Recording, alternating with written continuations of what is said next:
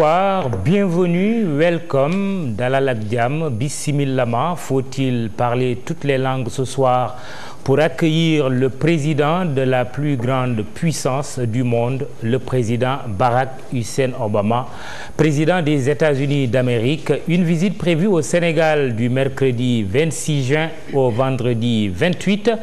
Tout est fin prêt, on pourra le dire. Au niveau de la sécurité, c'est à la limite de la paranoïa. Nous le verrons tout à l'heure avec nos invités. À ma droite, Ousmane Sène, bonsoir.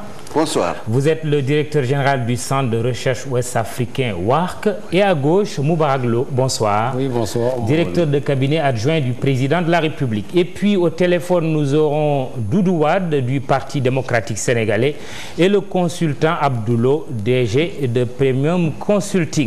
Nous allons tout de suite entrer dans le vif du sujet et cela commence par le portrait de Barack Obama. Il est le 44e président des États-Unis, premier afro-américain ayant accédé à la présidence aux États-Unis. Nous suivons ce portrait du successeur d'un certain George Bush. Those who tell us that we can't, we will respond with that timeless creed that sums up the spirit of a people. Yes, we can. Élu 44e président des États-Unis d'Amérique pour un premier mandat le 4 novembre 2008, Barack Hussein Obama a été réélu le 6 novembre 2012. Fils d'un Kenyan noir et d'une Américaine blanche du Kansas de souche irlandaise, il est le premier Afro-Américain ayant accédé à la présidence des États-Unis. Né le 4 août 1961 à Honolulu, dans l'État d'Hawaï, Obama est un homme d'État américain. Élevé plusieurs années en Indonésie, diplômé de l'Université Columbia et de la faculté de droit de Harvard, il est en 1990 le premier Afro-Américain à présider la prestigieuse Harvard Law Review. Événement historique dans un pays qui a connu une ségrégation raciale jusque dans les années 1960.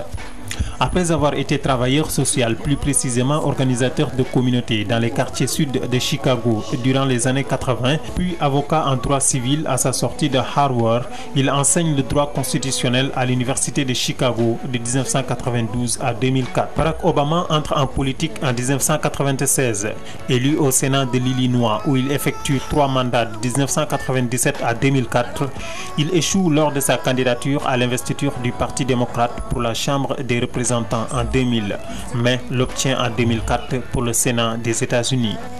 Barack Obama se distingue notamment par son opposition précoce à la guerre lancée par George W. Bush en Irak et par le discours qu'il prononce en juillet 2004 lors de la convention démocrate qui désigne John Kerry comme candidat à la présidence. Prestation remarquée qui le fait connaître pour la première fois au plan national. Il déclare sa candidature à l'investiture démocrate pour la présidence des États-Unis le 10 février 2007 à Springfield.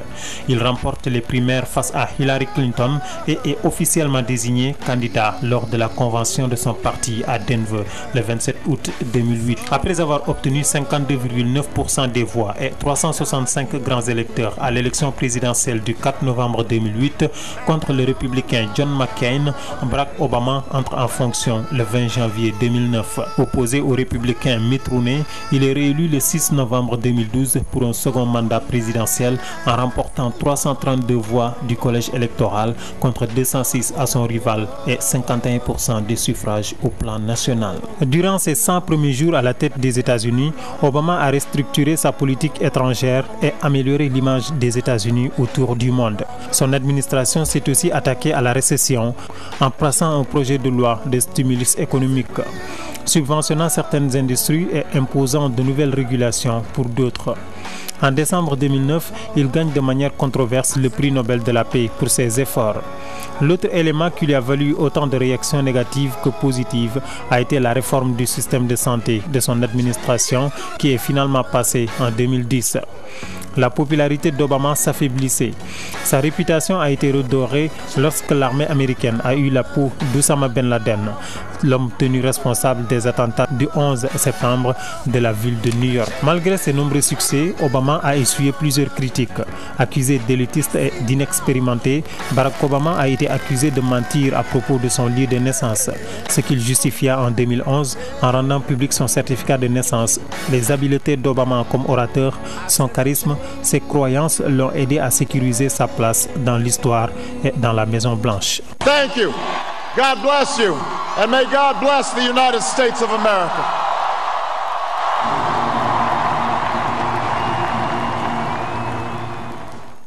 On ne va pas parler ce soir de l'élection de Barack Obama. Il a même été réélu, tout le monde le sait.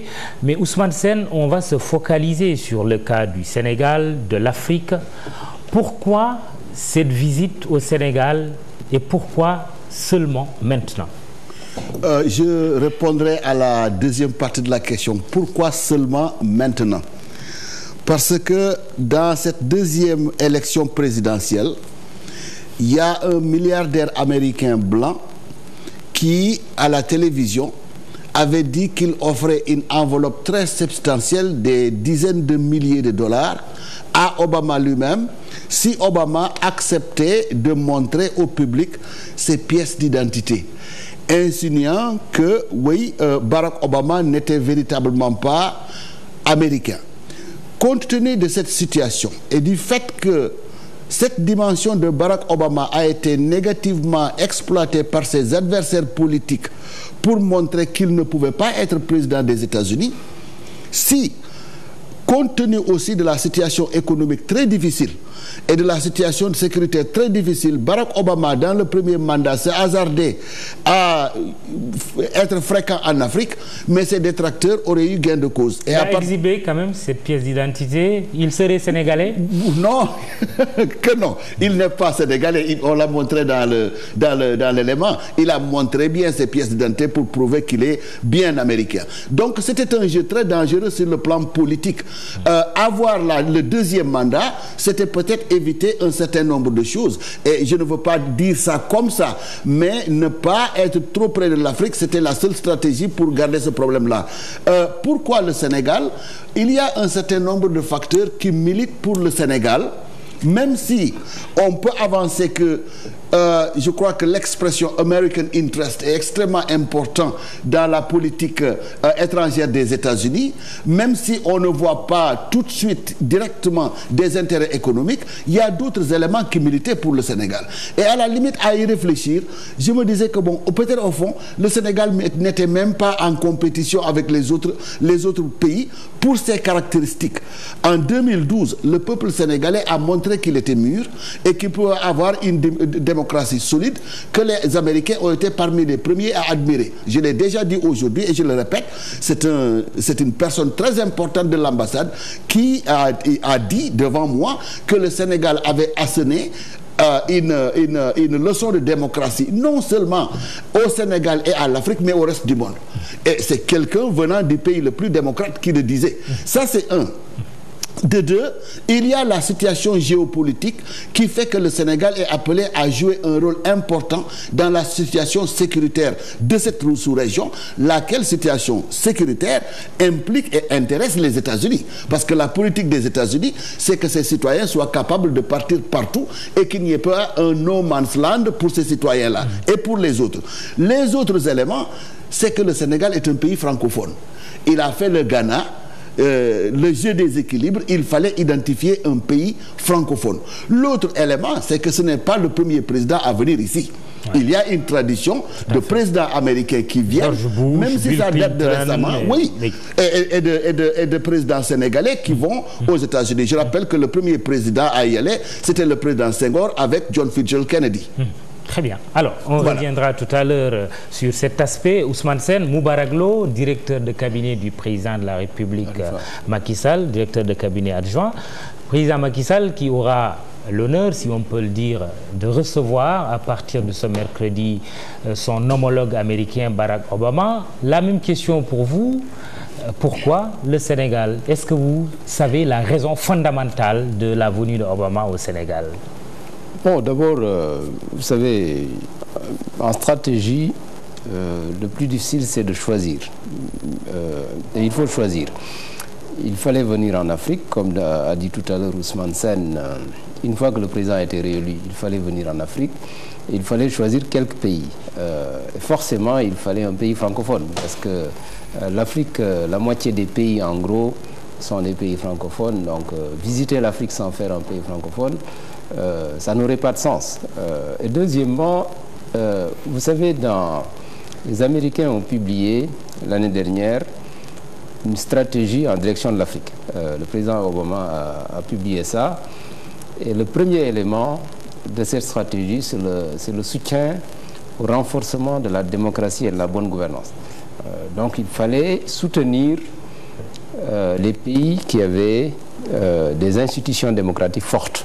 Le Sénégal fait partie de ces pays. C'est d'ailleurs pourquoi j'ai beaucoup aimé l'expression qui a été utilisée, des démocraties solides ou émergentes, ou émergentes. Et lui, Obama avait dit à Accra, au cours de son premier mandat, l'Afrique n'avait pas besoin d'hommes forts, mais d'institutions fortes. C'est ce que vous insinuez.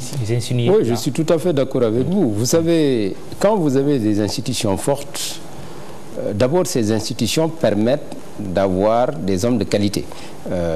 Parce qu'un homme fort, c'est un homme qui est là, qui fait 20 ans, 30 ans au pouvoir, qui refuse l'alternance, qui n'est pas démocrate, etc.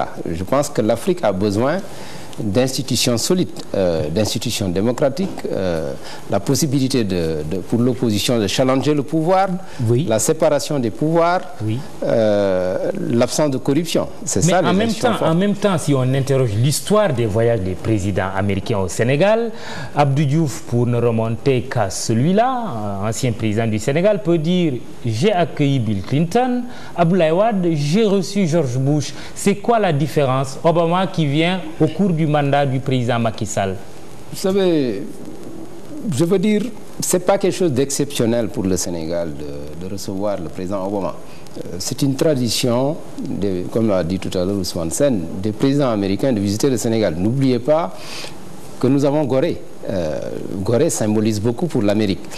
Il y a cette dimension qui compte beaucoup. C'est comme un pèlerinage qu'un président américain doit venir faire parce qu'il y a une population noire importante aux États-Unis. Et visiter Gorée, c'est également renforcer ce sentiment d'appartenance d'une large majorité de la population américaine à la communauté africaine, de par l'histoire. Deuxième élément, le Sénégal est une démocratie solide. Je pense qu'on l'a démontré suffisamment l'année dernière. Il fallait visiter un pays. Si vous regardez la carte de l'Afrique aujourd'hui, nous pouvons considérer que le Sénégal fait partie des pays les plus stables et également les mieux gouvernés en termes démocratiques parce que l'opposition peut s'opposer, on a une société civile très dynamique et donc il fallait accorder une prime à ces efforts démocratiques. C'est pourquoi le Sénégal a été choisi. Mais je dois préciser qu'en visitant le Sénégal, c'est moins le Sénégal que le président Obama visite que l'Afrique. Donc le titre de votre émission qui s'appelle Un New Deal pour le Sénégal, moi j'aurais dit un New Deal pour l'Afrique. Parce que vous savez... de Barkaba. J'avoue que c'est très accrocheur. Voilà, j'aurais dit un New Deal pour l'Afrique parce que pour les États-Unis, l'Afrique fait partie des intérêts vitaux américains. Ça a été d'ailleurs très clairement dit par le président Obama, même dans la stratégie en direction de l'Afrique. Il ira d'ailleurs en Afrique du Sud, une Afrique du Sud qui est en train de prier pour Nelson Mandela. Voilà. Donc pourquoi les intérêts vitaux? Parce que vous avez l'aspect sécuritaire. Oui. Aujourd'hui, il y a des menaces sécuritaires diffuses qui se trouvent en Afrique par rapport à la sécurité globale des États-Unis. Et deuxièmement, au niveau du développement économique, l'Afrique peut constituer demain un marché, mais également un fournisseur. C'est déjà le cas pour les matières premières pour les États-Unis. Très bien. Alors, Ousmane Sène, est-ce que Barack Obama ne vient que parce que Abdoulaye Wade est parti, président du Sénégal, il n'y a pas longtemps? Je ne poserai pas la question comme ça. J'ai dit tout à l'heure dans l'après-midi qu'au fond, Barack Obama aurait pu venir avec Abdoulaye Wade si les choses ne s'étaient pas déroulées d'une certaine façon avec Abdoulaye Wade. Chacun se rappelle ce forcing où vous aviez Sarkozy et Barack Obama et le Wade fils qu'on a poussé sur l'estrade pour qu'il vienne saluer Obama. Chacun se rappelle si vous voulez, Abdoulaye Wade qui a convoqué l'ambassadeur des États-Unis, Madame Bernicat, et qui s'est mis à la tancer et elle a répondu. Chacun se rappelle ces choses-là. Abdoulaye Wade qui a même accusé des puissances occidentales, dont les États-Unis, d'avoir travaillé à sa chute. Non, c'était vraiment, là je suis désolé, mais c'était une attaque fallacieuse. Donc je crois que si le Abdoulaye Wade, le premier cru, avait été le Abdoulaye Wade qu'on a vu, n'était pas devenu le Abdoulaye Wade qu'on a vu, à partir de ce moment, il y avait de fortes chances qu'il y ait une visite par rapport à Abdoulaye Wade. Parce que quand même, Abdoulaye Wade a représenté quelque chose dans le processus démocratique, non seulement du Sénégal, mais de l'ensemble de l'Afrique. Être dans l'opposition pendant 25 ans et n'avoir jamais tenté quoi que ce soit, sinon de respecter la règle démocratique, ça lui aurait valu une visite, mais les choses sont très mal terminées et il ne pouvait pas, dans ces conditions, y avoir une visite parce qu'à partir de ce moment, politiquement, ça aurait été récupéré. Nous n'avons pas le président Wade en ligne, mais Doudou Wade, ancien député et membre du Parti démocratique sénégalais. Bonsoir, monsieur Wade. Bonsoir. Est-ce que vous allez dire, comme le président Macky Sall dans une interview, Dalal ak Jàmm Barack Obama, bienvenue, welcome Barack Obama, en tant qu'opposition sénégalaise? Mais pourquoi pas? Je voudrais qu'on revienne un peu à la raison et je ne pense pas que nous soyons ici pour faire le procès d'Abdoulaye Wade. Je ne le pense pas. Le Sénégal reçoit un visiteur qui se trouve être le président Obama. S'il y a des critiques à faire ou quelqu'un à juger, c'est plutôt le président Obama. Nos relations avec les États-Unis datent. Très jeune, à l'indépendance, j'ai vu le président Johnson venir pour l'anniversaire de l'indépendance du Sénégal, avril 60. Je l'ai vu à 200 mètres, il était au village artisanal. Celui qui vient, c'est le président des États-Unis. Il vient voir le président du Sénégal. C'est terminé. Je suis désolé, il ne faut pas le prendre. Maintenant, pourquoi aujourd'hui? Écoutez, Obama aurait pu perdre le pouvoir en 2012. Alors, on aura un président des États-Unis qui ne s'est pas déplacé. Et en ce moment, il serait parti avec le président Abdoulaye Wade. Je suis d'accord, mais il n'aurait pas visité le Sénégal. Alors, Johnson est venu, Bush est venu, Bill Clinton est venu. Et qu'est-ce que vous voulez dire? Que ce ne serait pas pardonnable que le président Obama ne soit pas du tout venu au Sénégal? L'intérêt, c'est là où il faut analyser l'intérêt que porte le président Obama dans sa première magistrature et dans la deuxième. Dans cette première législature, c'est un saut au Ghana pour parler aux Africains et nous dire prenez vos responsabilités. La responsabilité de l'Afrique, c'est les Africains. C'est la même chose qu'a dit Sarkozy. Et le président Abdoulaye Wade avait dit, quand Obama était élu, qu'il va d'abord s'occuper des problèmes des Américains. Aujourd'hui, c'est heureux qu'ils viennent nous voir. Et Moubarak-Lô a dit que dans la stratégie tracée en 2012, il y avait le problème de la démocratie. Mais en second lieu, il faut aussi l'ordre des choses. D'abord, une stratégie de renforcer la sécurité. La sécurité des États-Unis et la sécurité des Américains où ils se trouvent. Nous sommes à la porte de l'Afrique, sur l'océan, c'est pour des questions de sécurité. D'ailleurs, l'ambassade des États-Unis a déplacé son siège pour l'amener vers les Almadies.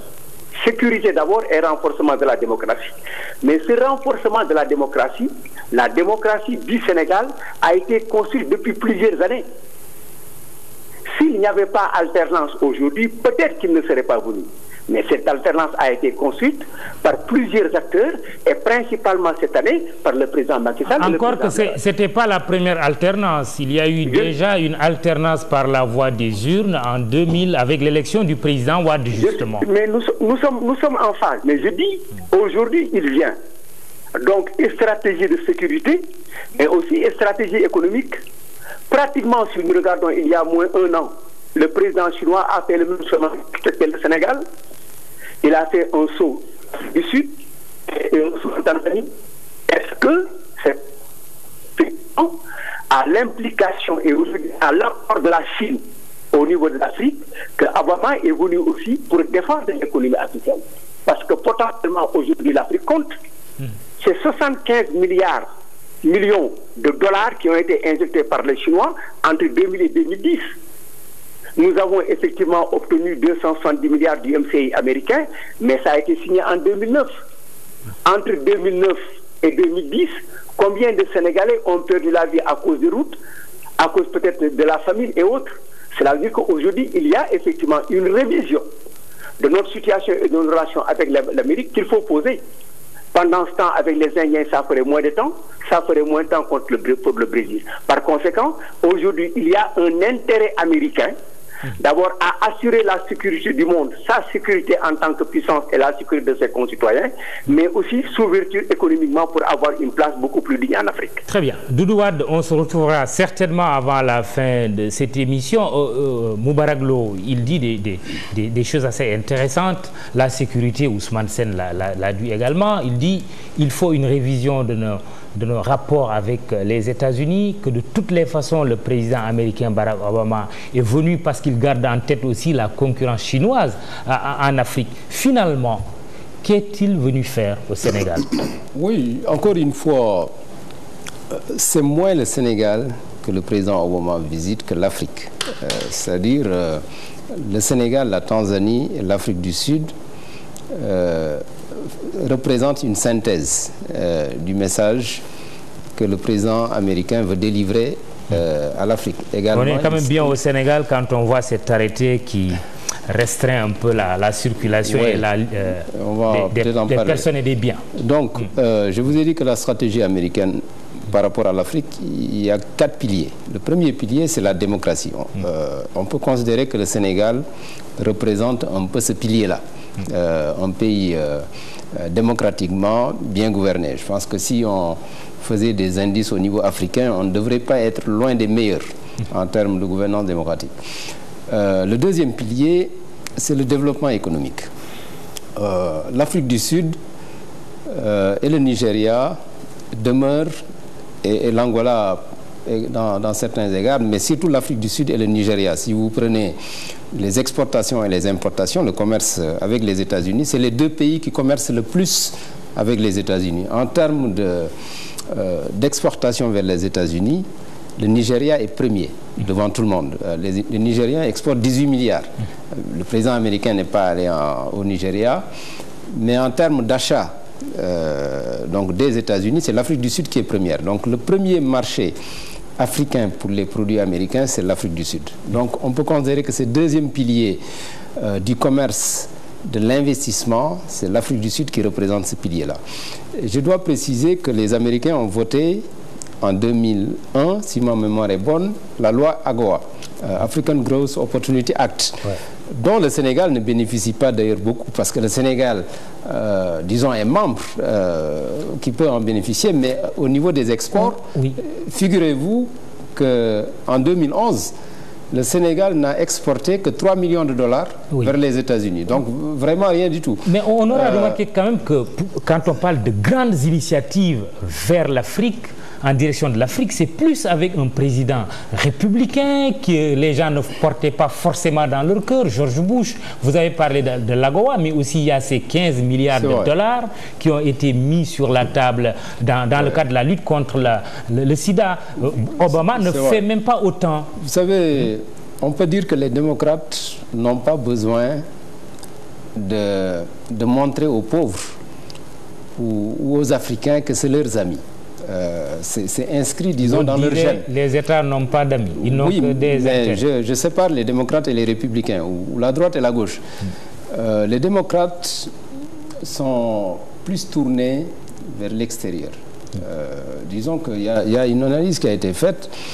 Ceux qui votent démocrates aux États-Unis ont plus le passeport que ceux qui votent républicains. C'est-à-dire ils sont plus tournés vers l'extérieur que ceux qui votent républicains.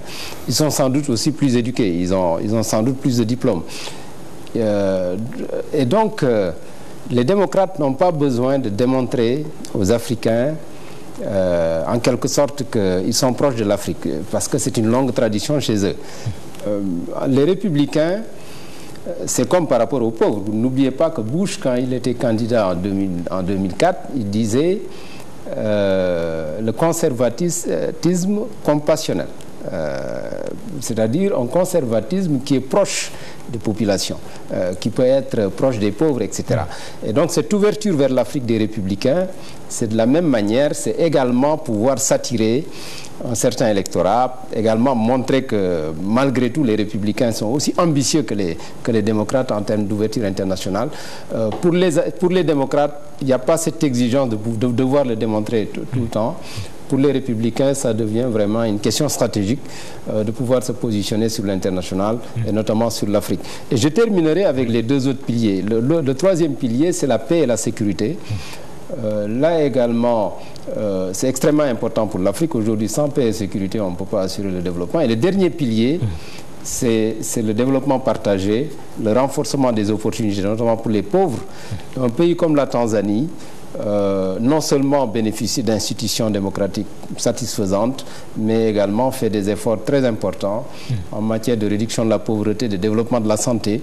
Et donc le choix, à mon avis, il fallait parmi les 53 États choisir, disons, un échantillon qui puisse représenter toutes ces valeurs que les Américains essaient de développer avec l'Afrique et que chaque pays puisse vraiment être considéré comme un pays modèle. Donc nous sommes heureux qu'une fois que tous ces critères ont été utilisés, qu'on puisse considérer le Sénégal parmi les pays les mieux gérés du continent. Mais je dois dire que nous devons continuer à améliorer les choses parce qu'il y a encore des marges de manœuvre, des marges de progrès énormes dans tous les domaines.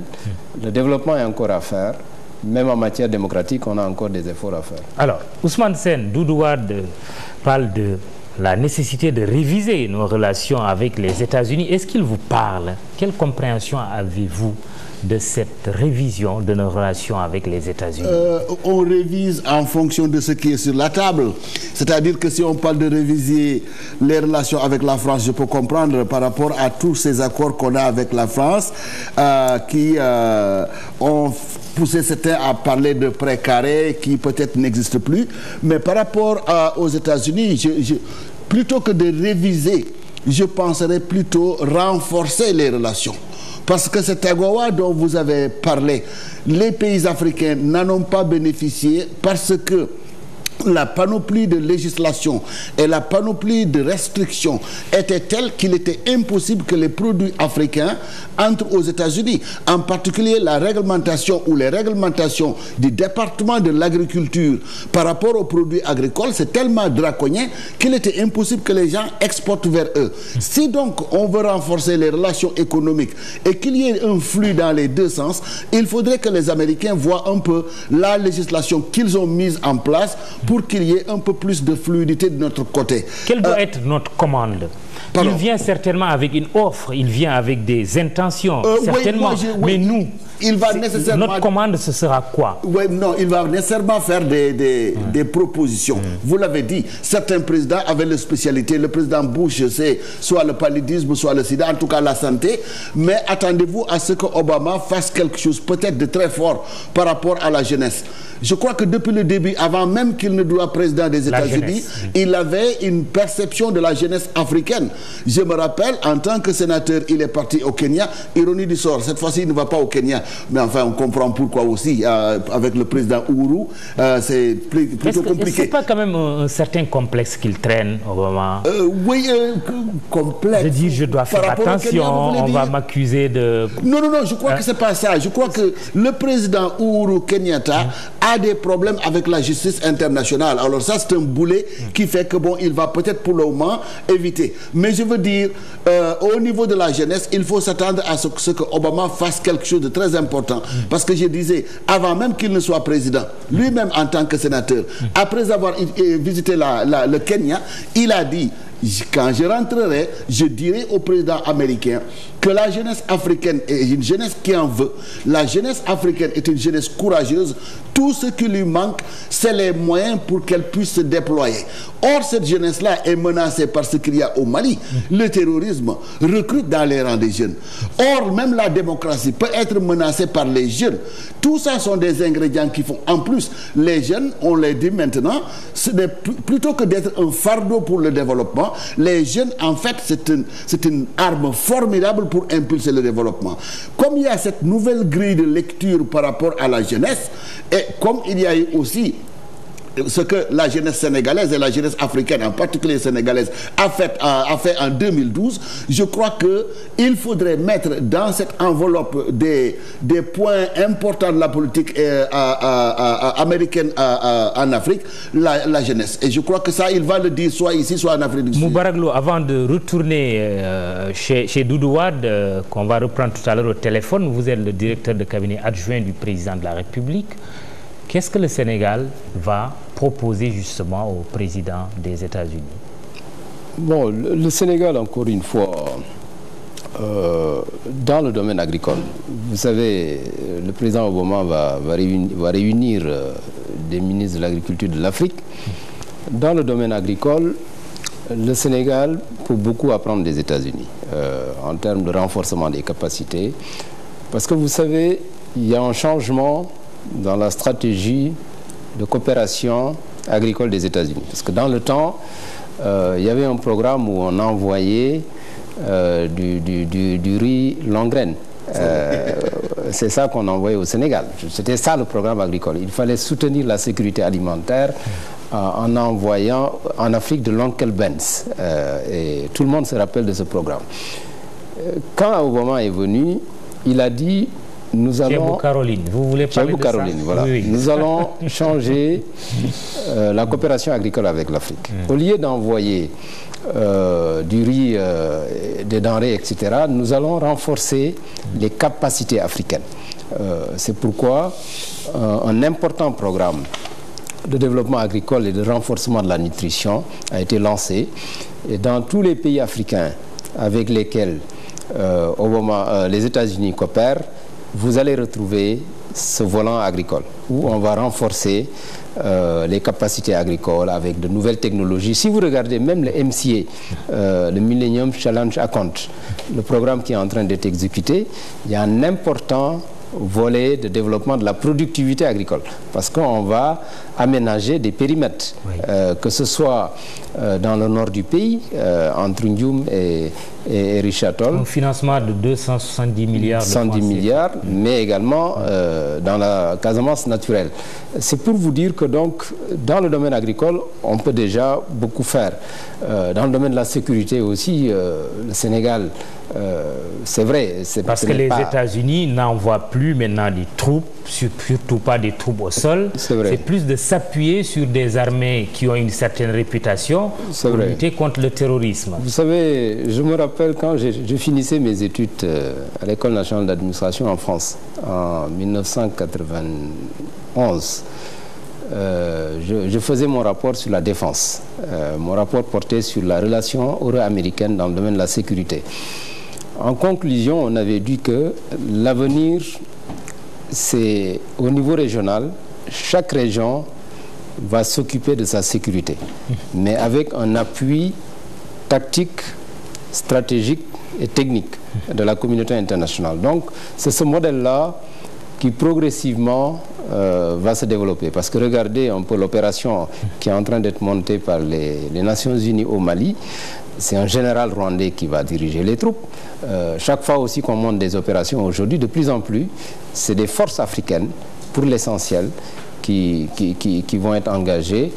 Et je pense que si l'Union africaine déploie également ses forces dans le futur, progressivement, la gestion de la sécurité régionale et sous-régionale sera l'affaire des pays. Maintenant, c'est vrai qu'on aura toujours besoin... On nous dit envoyez vos forces, mais c'est nous qui finançons parce que vous n'avez pas d'argent. Oui, on a vu l'Union africaine dire qu'elle n'avait même pas d'argent. Ça pose un problème de souveraineté aussi, quelque part. Oui, mais je pense que...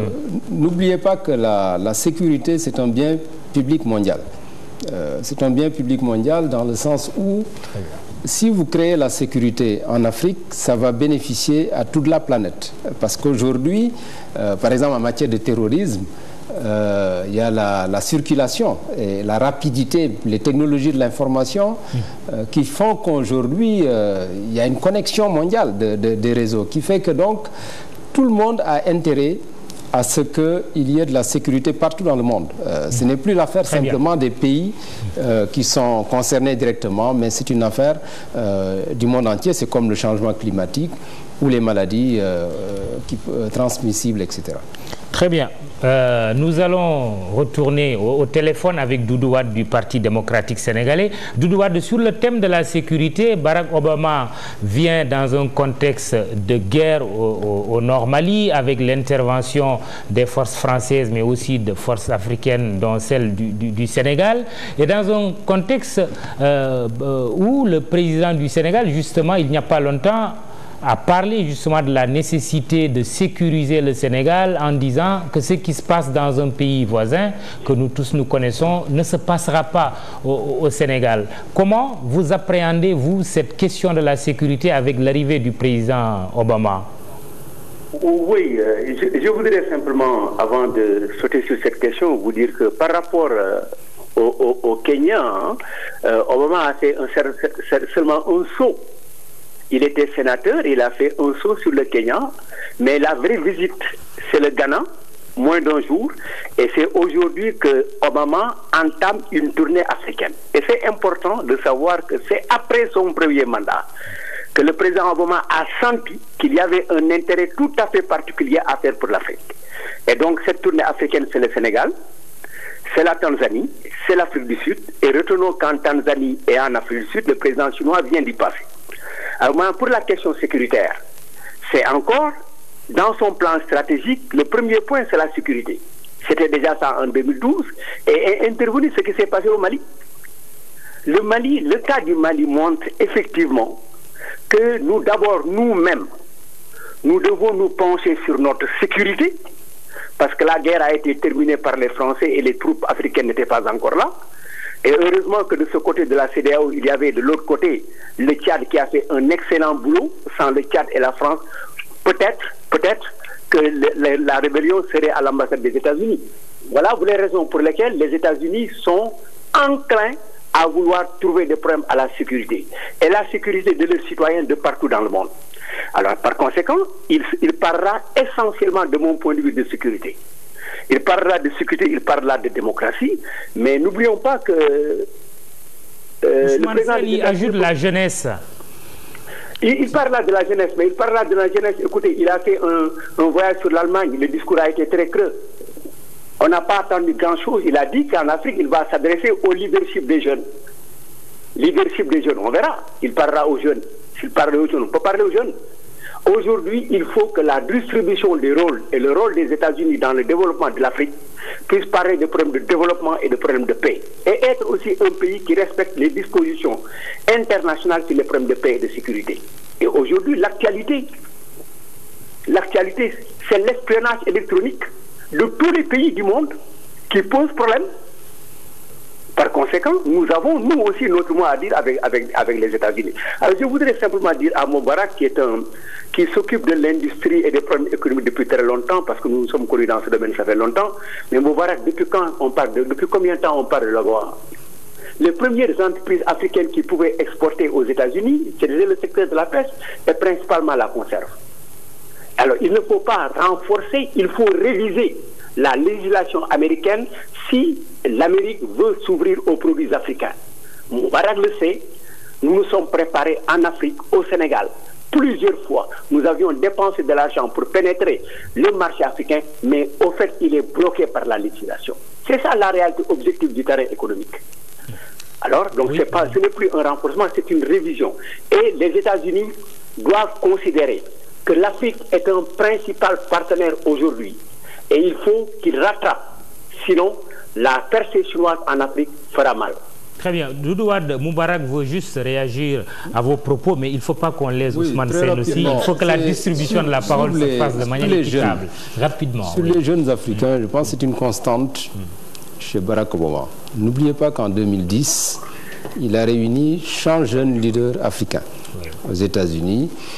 Et dont d'ailleurs, nous le disons avec beaucoup de fierté, quelques-uns de nos confrères, notamment notre consoeur Maïmouna Ndour Faye et puis Mamadou Thior aussi. C'est vrai. Voilà. Vous savez, les Américains, ils ont un programme qu'ils appellent Young African Leaders. Moi-même, j'en ai bénéficié. En 2001, on m'a fait visiter 8 États américains dans le cadre de ce programme Young African Leaders. L'idée, c'est de dire, si nous, on veut transformer le futur de l'Afrique, il faut faciliter l'émergence d'un nouveau type de leadership.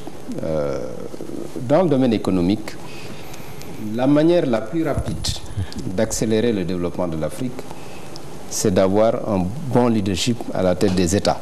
Donc c'est la clé.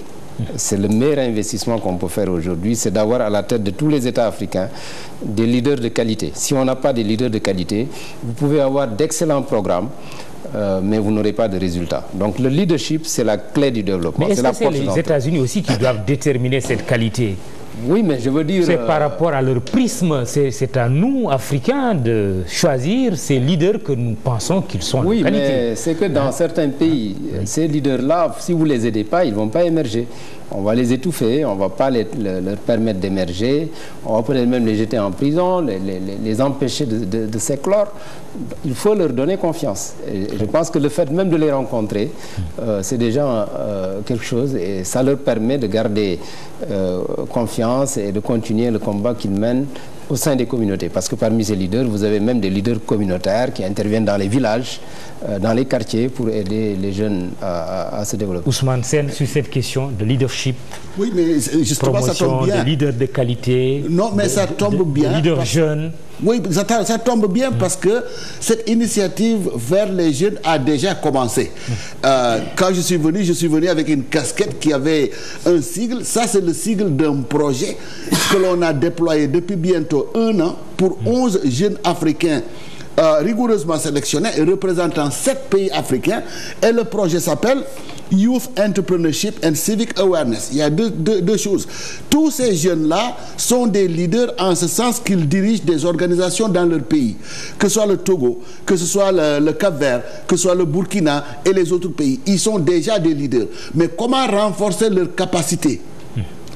On les a amenés ici à Dakar pendant 8 semaines pour les former.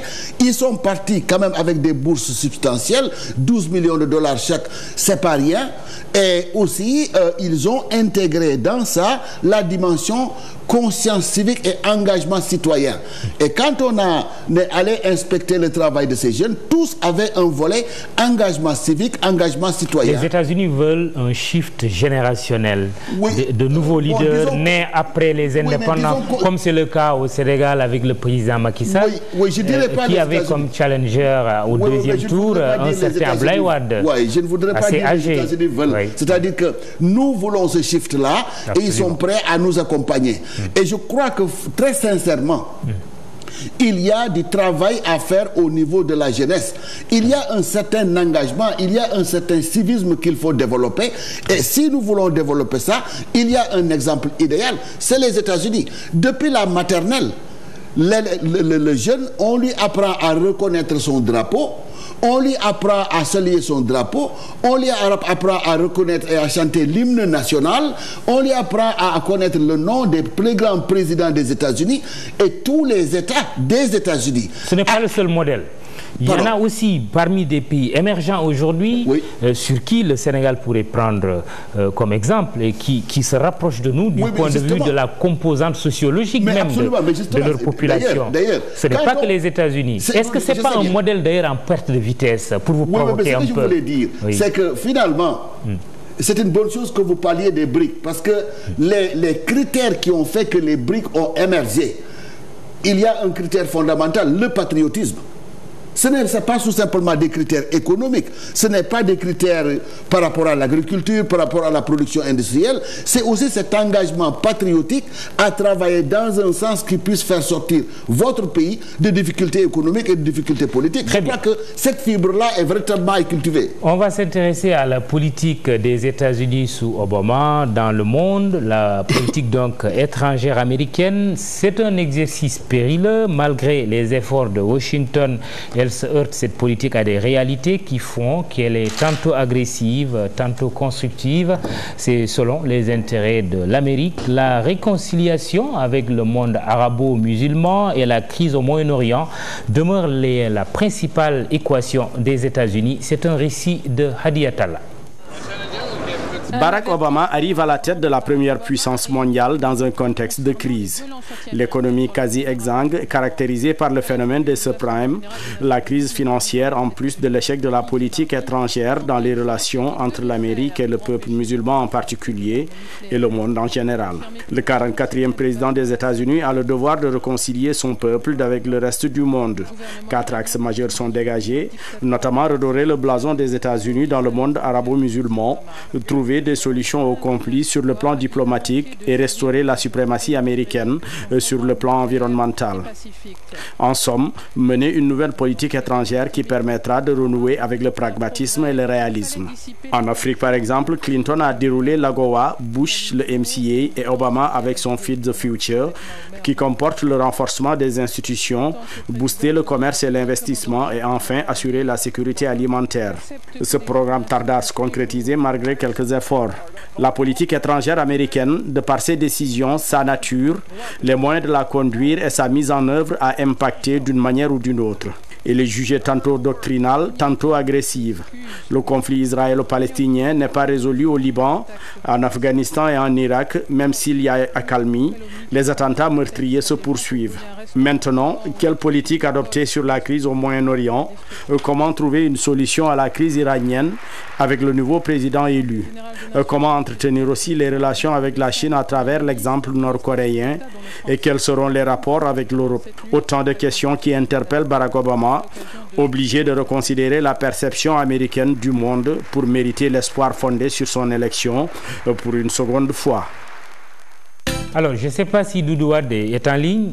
Il est en ligne. Alors, Doudou Wade, on a vu ce sujet de Hadi Talla. Tout à l'heure, vous parliez du comportement des États-Unis par rapport aux droits de l'homme. On sait que les États-Unis ont toujours été réticents par rapport à la Cour pénale internationale. Ils n'ont pas été un bon élève aussi par rapport au protocole de Kyoto, la lutte contre la pollution. Mais sur le terrorisme, est-ce que vous sentez un changement, disons, positif par rapport à ce gros amalgame qui avait été fait entre l'islam et le terrorisme, l'islamisme ou le terrorisme? C'est selon Doudou Wade. Aucun changement. Aucun. Et l'exemple, c'est plus près de nous. L'exemple, c'est plus près de nous parce que Al-Qaïda est au Sénégal, parce que le Sénégal, c'est le Mali. La guerre contre le terrorisme au Mali, une absence totale des États-Unis. Pourquoi? Les États-Unis ne s'intéressent que leur propre intérêt. Heureusement que nous avons aujourd'hui le dernier G8. La situation qui a prévalu et des décisions importantes ne sont pas sorties parce que Poutine, le président russe, a pris des décisions et des positions pour compter aujourd'hui sur la scène internationale à côté des États-Unis. Il faut que les États-Unis révisent totalement leur position par rapport au monde. On ne peut pas tantôt, quand on veut, on respecte des décisions ou on ne respecte pas en fonction de ses intérêts et se fier des intérêts des autres. Ça, c'est extrêmement grave. Alors, à ce niveau, on ne peut pas prédire ce qui va se passer. L'Afghanistan, la situation en Israël avec la Palestine, le Mali, et aujourd'hui, on va nous dire quoi? On va l'écouter. Qu'est-ce qu'il va dire sur le leadership africain? On verra. Mais le leadership africain, vous l'avez bien dit, hein, monsieur le directeur de la télévision. Mais c'est en fonction de son prisme. Comment aujourd'hui les États-Unis voient les futurs leaders africains à leur dessein, participer à leur formation dans ce sens. Ce n'est pas ce que nous voulons. Nous voulons qu'on nous respecte en fonction effectivement de l'orientation de notre jeunesse et ce que nous voulons que l'Afrique soit. Alors, Moubarak Lo, Doudou Wade dit qu'il ne voit aucun changement par rapport à cette confusion, il faut quand même le dire, au lendemain des attentats du 11 septembre. L'islam a été confondu avec le terrorisme, surtout avec George Bush. Est-ce que vous constatez un changement avec Barack Obama? Oui, forcément. Je pense qu'aujourd'hui, il y a une réconciliation très profonde entre les États-Unis et le monde musulman. Bien évidemment, il y a toujours des groupes qui sont en lutte contre les États-Unis ou les intérêts des États-Unis, mais pour l'essentiel. Les populations des pays musulmans sont beaucoup plus ouvertes par rapport aux États-Unis qu'en 2002, lorsque justement Bush faisait ses sorties après les attentats du 11 septembre. N'oubliez pas le discours de Barack Obama au Caire, à l'université américaine, un discours historique. Aujourd'hui, d'ailleurs, les sondages le montrent. L'image des États-Unis s'est beaucoup améliorée dans les pays arabes et dans les pays musulmans, parce que même le printemps arabe a été également accompagné par les Américains. Ça a été favorisé dans beaucoup de pays, que ce soit en Égypte, en Tunisie ou en Libye, pour favoriser les changements. Actuellement en Syrie également. Vous savez, même au Mali, je ne suis pas sûr que ce que les États-Unis peuvent faire pour appuyer les forces africaines et françaises, c'est quelque chose qu'on peut crier sur les toits. Vous savez, en matière de défense, il y a beaucoup de choses qu'on peut faire.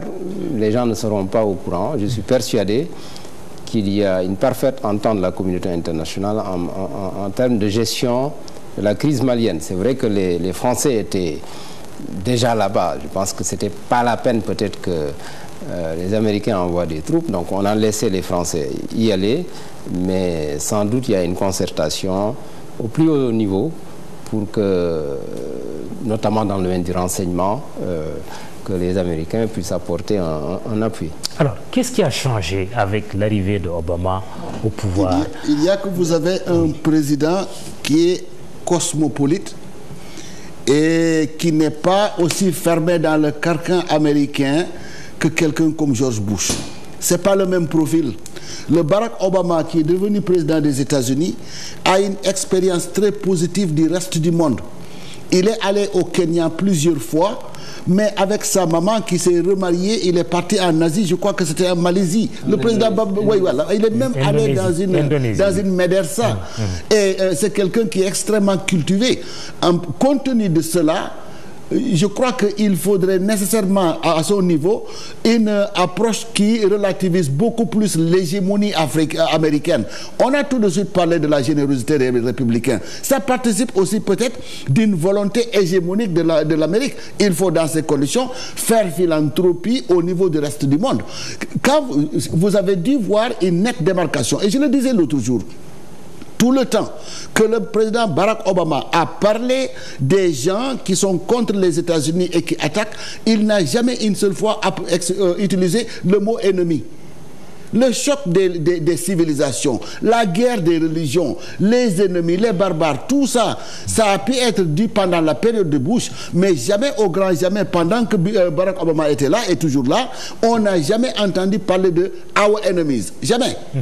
Cela signifie quelque chose. En plus, il y a autre chose. Regardez comment il décide d'approcher les problèmes. Même dans le cas d'Israël, qui est un ami en toutes circonstances des États-Unis, mais il a dû taper sur la table quand même pour dire aux Israéliens, il y a une limite à ce que vous pouvez faire, et les Palestiniens ont quand même des droits. Ça, il a dit très clairement. Et avec lui, vous pensez qu'on aura un État palestinien mais c'est reconnu comme tel. Oui, en tout cas, ce qu'il aurait souhaité. Il ira jusqu'à ce niveau. Ce qu'il aurait souhaité, Barack Obama aurait été extrêmement heureux si à la fin de son mandat, il arrivait à mettre en place un État palestinien. L'autre chose que je voudrais ajouter, c'est que si vous avez suivi, et quand on dit que les Américains ne sont pas là et qu'ils ne sont même pas au Mali, il faut faire attention. Il y a une nouvelle stratégie.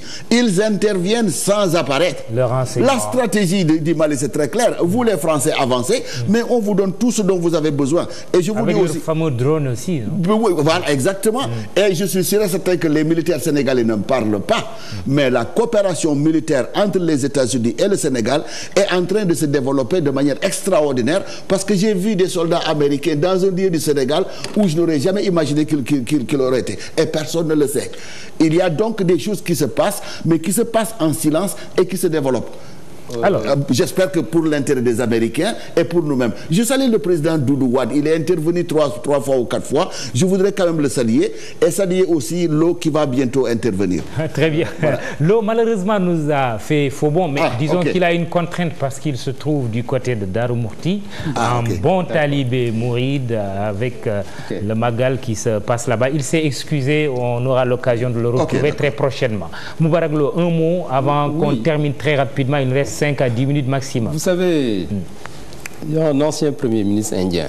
Il a été Premier ministre pendant très longtemps. Il a été ministre des Affaires étrangères pendant 11 ans. Il était Premier ministre dans les années 90.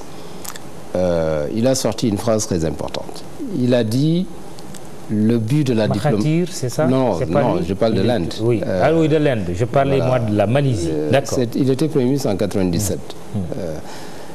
Il a dit le but de la diplomatie, c'est de transformer un ennemi en ami. Et d'ailleurs, au-delà de Obama, si vous observez la diplomatie américaine, c'est-à-dire avant c'était la superpuissance, le gendarme du monde. Le gendarme du monde. Il y a un changement de lexique, un changement de stratégie. Aujourd'hui, on parle de soft power, c'est-à-dire c'est la diplomatie du cœur.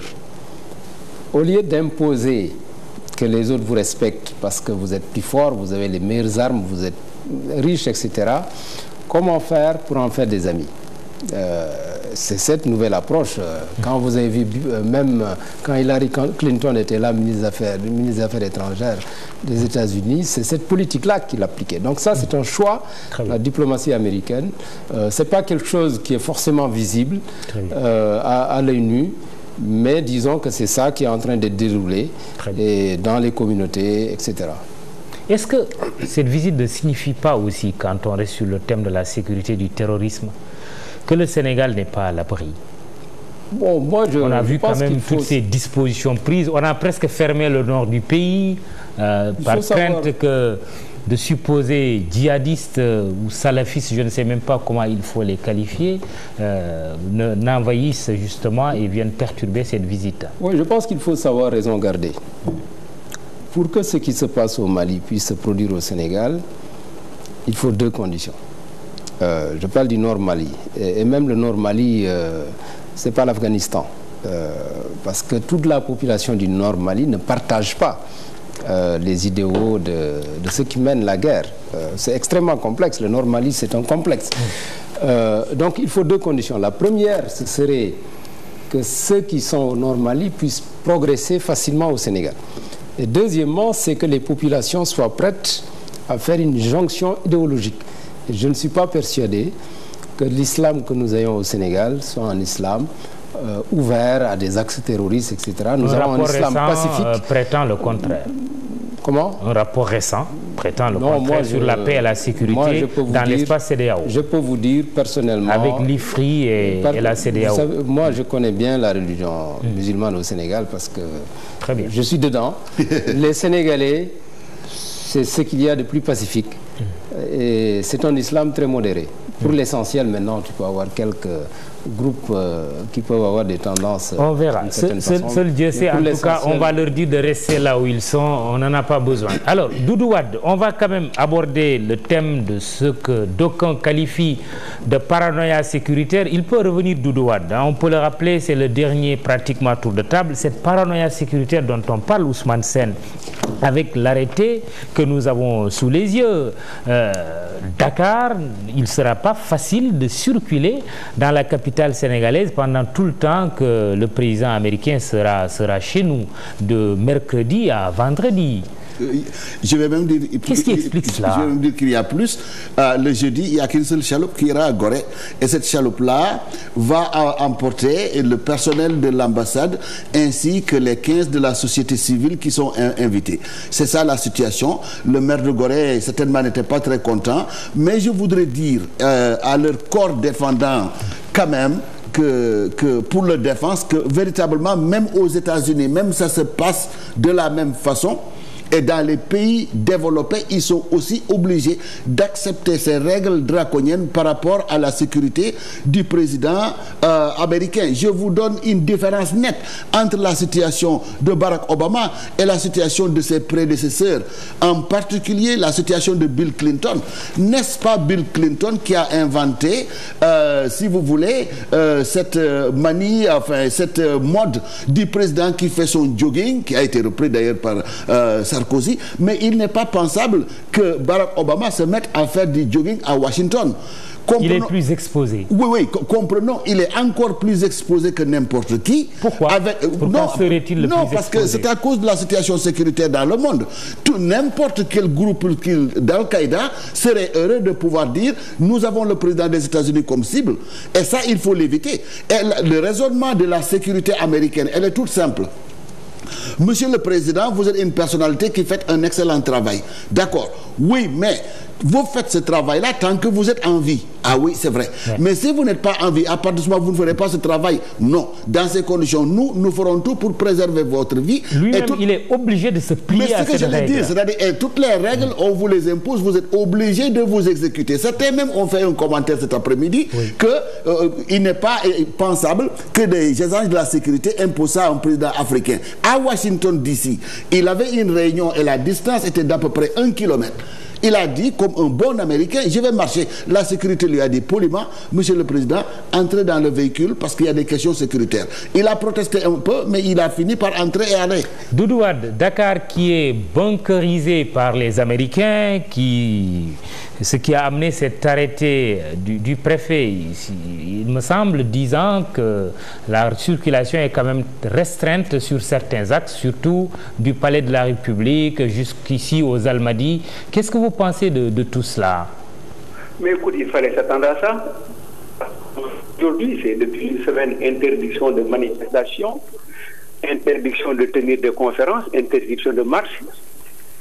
Certaines libertés sont mises entre parenthèses parce que nous avons l'homme le plus puissant du monde qui est là et qui répond, lui, rien que de ses services de sécurité. Encore que ce n'est pas nouveau, non? Déjà, avec George Bush, avec le président Wade, Bill Clinton, c'était un peu ça, non? Je dis que ce n'est pas nouveau, mais ça s'est accentué.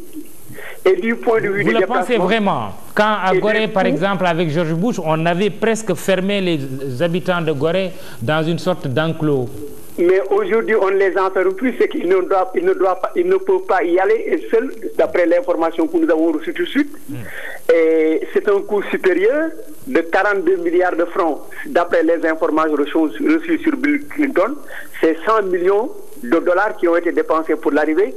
Or, les secrets sécuritaires, et il faut s'adapter à ça pendant les 3 jours. Malheureusement, c'est comme ça. Mais il faut montrer, indiquer que nous avons mis entre parenthèses nos libertés pour permettre à Obama d'avoir sa liberté de visiter le Sénégal. Très bien. Alors, l'arrêté dit dans son article 1er, dans le cadre de la visite officielle au Sénégal de M. Barack Obama, président des États-Unis d'Amérique, du mercredi 26 juin au vendredi 28 juin 2013, sont interdits le stationnement et la circulation de véhicules de toute catégorie sur les axes routiers et aux heures, si après je ne vais pas vous énumérer ça parce que c'est fastidieux. L'article 5, s'il vous plaît, Doudou Wade, un autre article dit tout manquement aux présentes dispositions sera puni des peines prévues par les lois et règlements en vigueur. Le commissaire central et le commandant de la compagnie territoriale de gendarmerie sont chargés chacun en ce qui le concerne de l'exécution du présent arrêté qui sera enregistré, communiqué et publié partout où besoin sera. Oui, terminez votre phrase. J'ai dû l'arrêter. Je l'ai devant moi. Oui. Mais je rappelle à Moubarak qui vous avait remis l'arrêté qu'en 2010, avec l'arrivée de chefs d'État africains, une marche interdite a été organisée, peut-être même à laquelle je ne sais pas s'il a participé, mais tous les leaders ont dit, interdiction ou non, on marchera. Donc, Moubarak, qui vous a remis l'arrêté que j'ai, veut qu'on respecte effectivement l'arrêté. Disons, c'est le contraire, c'est-à-dire que je lui avais remis l'arrêté. S'il vous plaît, parce que c'est très important, Doudou Wade. J'avais remis à Moubarak l'arrêté, mon arrêté, il me l'a rendu. Oui, c'est la dernière image que vous avez vue. Je dis par conséquent, monsieur le directeur, rappelez-vous les déclarations de Dansokho, de Bathily, de Mbaye Niang, nous allons marcher, interdiction ou pas, et nous avons un plan B ou un plan C. Et qu'est-ce que vous allez faire, vous, opposition? Vous allez manifester? Je ne peux pas vous le dire sur certains. C'est un secret défense. Nous avions commencé un bon débat qui intéressait le Sénégal. Très bien. Nous avons pris des décisions et des positions sénégalaises. Nous n'avons pas critiqué notre régime. Nous avons plus critiqué Obama dans sa vision et sa stratégie africaine. Il ne faut pas m'envoyer tout ça sur cette voie-là parce que je peux le faire. Très bien. Ce n'est pas mon rôle aujourd'hui. Très bien. Doudou Wade, merci en tout cas. Mais vous pouvez rester. Il y aura une dernière question pour tout le monde tout à l'heure. Moubarak Lo, est-ce que l'État sénégalais était obligé de se plier à cette règle, ces conditions? C'est contraignant. Bon, vous savez, la sécurité, c'est pas négociable. Et nous recevons en note et le Sénégal de 2013, c'est pas le Sénégal de 2010, parce qu'il n'y avait pas la crise malienne, il n'y avait pas toutes ces forces qui étaient en Libye, qui se sont déployées au nord Mali avec beaucoup d'armes et qui sont prêts à faire mal un peu partout. Et donc, je pense qu'il faut comprendre ça comme cela et pas autre chose. Il y aura des dédommagements quand même? Il y aura une perte sèche. Vous êtes économiste, vous savez que ça va faire perdre beaucoup d'argent. C'est vrai qu'en droit administratif, oui. Je me rappelle quand on était étudiant, il y avait un cas où le préfet avait pris un arrêté pour interdire la circulation sur une voie. Il y a des gens qui vendaient là-bas le dimanche. Ils ont saisi la justice, ils ont eu combien de causes? Ils ont eu des indemnités. Donc peut-être ça peut inspirer ceux d'en face ici. Et Ablaïder nous disait tout à l'heure, la gendarmerie a débarqué pour leur remettre un papier en leur disant demain à 16h, vous fermez boutique. Il faut saisir le Conseil d'État, c'est très sérieux. Oui. Il faut saisir le Conseil d'État. Ça peut être une première fois, un premier cas, éventuellement pour demander réparation. Et le Conseil d'État va arbitrer. C'est le Conseil d'État qu'il faut saisir, pas le Conseil constitutionnel. Pour abus de pouvoir. Bon, pour excès de pouvoir. Je pense qu'il faut... Ce sera la Cour suprême aussi, sa chambre certainement administrative, puisque le Conseil d'État n'existe pas. Voilà, c'est-à-dire à l'intérieur de là. Donc, il faut considérer que la sécurité, ce n'est pas quelque chose qui est négociable. Et chaque pays a sa vision de sa propre sécurité. Je veux dire, le président américain... sa perception ou son entourage, sa perception de la sécurité, c'est pas forcément la perception qu'on aurait au Sénégal. Parce que c'est un homme qui peut être recherché par beaucoup de personnes dans le monde qui cherchent à l'atteindre. Donc, ennemi public numéro 1. Bon, en tout cas pour ces forces-là, les choses à l'envers. Ces forces terroristes. Donc il faut accepter. Je pense que ça dure 1 jour et demi. C'est pas vrai, c'est pas tout à fait. C'est mercredi, jeudi. Bon, c'est mercredi à partir de 18h. Oui, et ça finit vendredi à 12h. C'est ça. Donc c'est 1 jour et demi à peu près. Très bien. Et c'est sur un axe assez limité, c'est la corniche ouest. Donc pour l'essentiel, nous demandons la compréhension des populations. Très bien. Et nous demandons également que vraiment le peuple sénégalais réserve un bon accueil au président américain, parce que n'oubliez pas qu'on aura toutes les caméras du monde tournées sur le Sénégal. Et j'en profite d'ailleurs pour lancer un appel à l'opposition républicaine, Doudou Wade qui vient de parler, et toutes les composantes de l'opposition, pour que nos querelles internes, qu'on les taise jusqu'au départ de Obama, et éventuellement qu'on continue de parler de ce qui nous oppose. Dernier mot, je vais quand même évoquer cela parce que c'est l'Afrique du Sud, c'est très symbolique. Il va débarquer en Afrique du Sud avec un Mandela dans un état de santé jugé très critique. On lui souhaite encore longue vie. Tout peut arriver ces jours-ci. Qu'est-ce que ce serait une image, sorte de passage de témoin entre un chef charismatique, Nelson Mandela, que toute l'humanité adore, et un Barack Obama, africain, américain, oui. Mais président des États-Unis. Oui, et je crois que ce serait la rencontre de 2 héros du XXIe siècle. Ce que Barack Obama a pu faire aux États-Unis, ce que le général Colin Powell a appelé transformational change, un changement qui révolutionne les choses, et Nelson Mandela qui a vécu en prison à Robben Island pendant plus de 20 ans et qui a réussi à aboutir à l'indépendance de l'Afrique du Sud, que ces deux héros-là se retrouvent ensemble. Nelson Mandela, d'abord, qui a été absolument adopté par la communauté africaine-américaine, parce que dans un film de Spike Lee, il y a un des personnages qui dit nous avons perdu les 3 M. On nous a tué Martin Luther King, nous avons perdu Malcolm X, et voilà, ils ont mis Nelson Mandela en prison. Donc c'est aussi une figure qui est adulée par la population américaine dans son ensemble, et plus particulièrement par la population noire. Mais moi j'ai une question à poser quand même à la population sénégalaise par rapport à la question que vous avez évoquée tout à l'heure. Je dis, et si le président Obama ne venait pas au Sénégal? C'est-à-dire, ces 2 jours où on limite peut-être notre liberté de circulation, qu'est-ce que ça pèse par rapport à cette chance qu'on a et ce privilège qu'on a d'avoir quand même le président des États-Unis? Si on nous demandait à choisir, vous hypothéquez un peu de votre... Mais pas seulement le président des États-Unis, mais ce président qui a une trace. Voilà, c'est ce que je dis. Celui-là qui signifie tant de choses pour nous. Voilà, qu'on lui permette pendant 2 petits jours de nous perturber un peu, même pas perturber, de nous déranger un tout petit peu, ou bien alors qu'il reste chez lui. C'est nous-mêmes dans notre sagesse qui disons, et permettez-moi de le rappeler, bëgg gan taxul nga am gan. mën gan mooy tax nga am ci gan yi. dans cette condition waaye gan nag du yeewu béy. waaw mais gan aussi teral gan teral. Doudou Wade, mais vraiment je veux qu'on reste sur la dernière image qu'on aura peut-être dans les tout prochains jours, quand Obama va débarquer en Afrique du Sud avec Mandela. Le mal qu'on lui souhaite, c'est qu'il voit ce monument là, dont l'état de santé est jugé très critique. Doudou Wade. Écoutez, Mamadou Ibra, on le souhaite, mais c'est aléatoire. Aujourd'hui, je pense qu'à niveau d'information où nous sommes, il est encore aléatoire que le président Obama puisse rencontrer le président Mandela. Parce que d'aucuns disent qu'il peut ne pas le voir parce qu'il est malade, et dans ces moments, en Afrique du Sud, on laisse les gens se reposer, surtout dans le contexte qu'il est. Mais cela veut dire qu'il aurait été préférable que cette visite se fasse en 2009, en 2010, dans son premier mandat. Il a pris cette décision, quoi qu'on dise, un peu tard. Souhaitons qu'il le voie, mais s'il ne le voit pas, ce sera un regret pour lui. Et il aurait manqué une très grande occasion de rater l'homme africain le plus important. Moubarak Lo. Oui, je pense que l'histoire est en train de se produire.